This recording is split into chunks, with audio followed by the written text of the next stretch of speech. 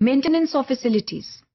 हम maintenance of facilities की बात कर रहे हैं और हम इस चीज को एम्फेसाइज कर रहे हैं कि फिजिकल डायमेंशन जो है उसका एक अहम हिस्सा जो है वो maintenance and management of facilities है.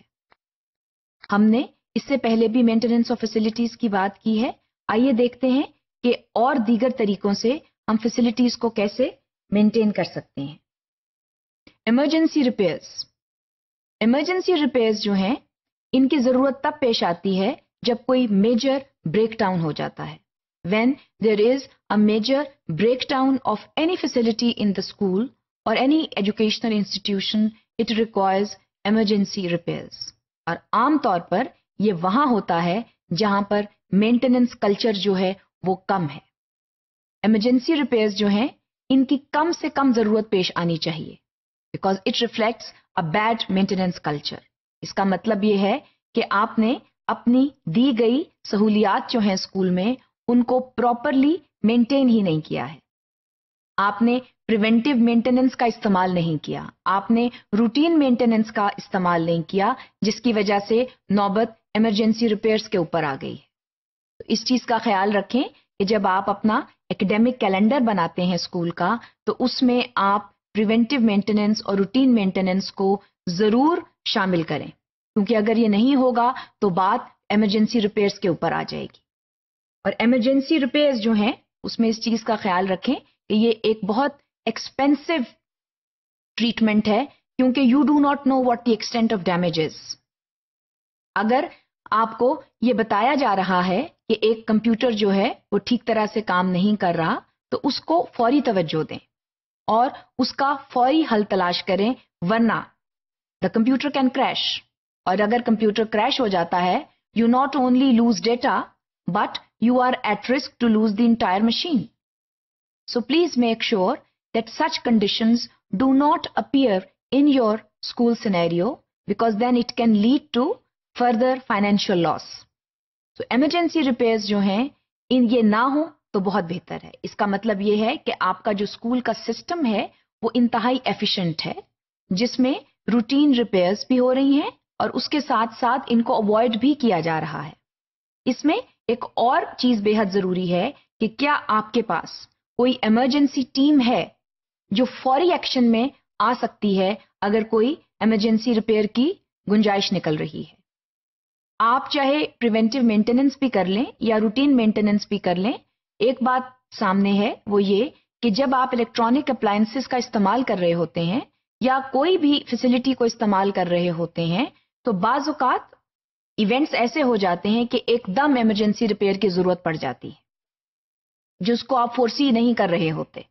तो उसके लिए बेहद जरूरी है कि आपके पास जो है एक रेडी लिस्ट ऑफ मेंबर्स हो जिनको आप फौरी तौर पर कॉल कर सकते हैं, जिनको आप फौरन एक SOS कॉल दे सकते हैं जो फौरन आए और फौरन रिपेयर करें. क्योंकि आमतौर पर फॉर एग्जाम्पल अगर क्लासरूम में लाइट नहीं है and there are dark conditions inside the classroom then of course you cannot teach properly in the classroom. Similarly, अगर लेबोरेटरीज में या आर्ट रूम में मेजर फैसिलिटीज का लॉस हो जाता है तो वहां पर टीचिंग एंड लर्निंग जो प्रोसेस है उसका ब्रेक डाउन हो जाता है. So in order to avoid that breakdown you have preventive and routine maintenance. So emergency जो है इमरजेंसी रिपेयर्स जो हैं उनकी आप कम से कम जो है वो आपको जरूरत पेश आनी चाहिए.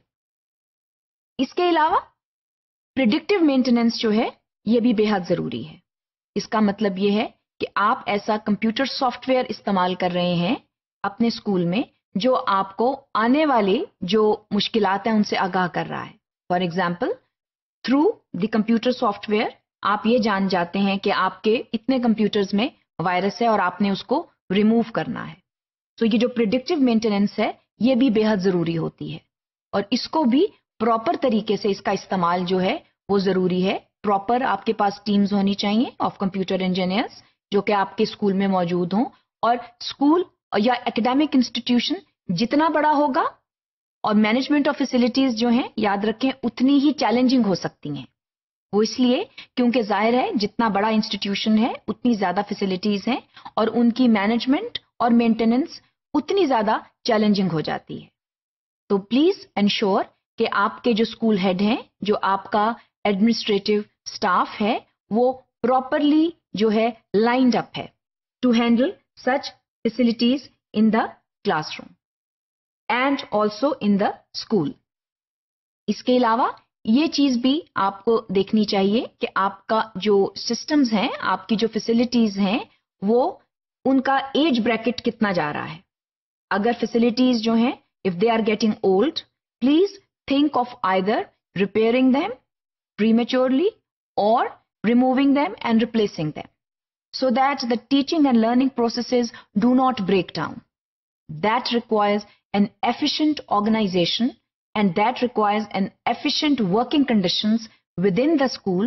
اور اگر یہ ہوتا ہے تو پھر ایک جو ہے smooth flow of teaching and learning conditions ہوتا ہے. کیونکہ اس چیز کا دھیان رکھیں کہ صرف کلاس روم ٹیچنگ نہیں ہو رہی ہے.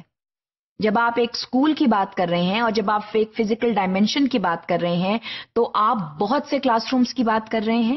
اس کے علاوہ آپ پلے گراؤنڈز کی, لیبارٹریز کی, کمپیوٹر رومز کی, آرٹ رومز کی, میوزک رومز کی, ان سب فیسلٹیز کی بات کر رہے ہیں جس میں جو مینجمنٹ ہے یہ بے حد ضروری ہے.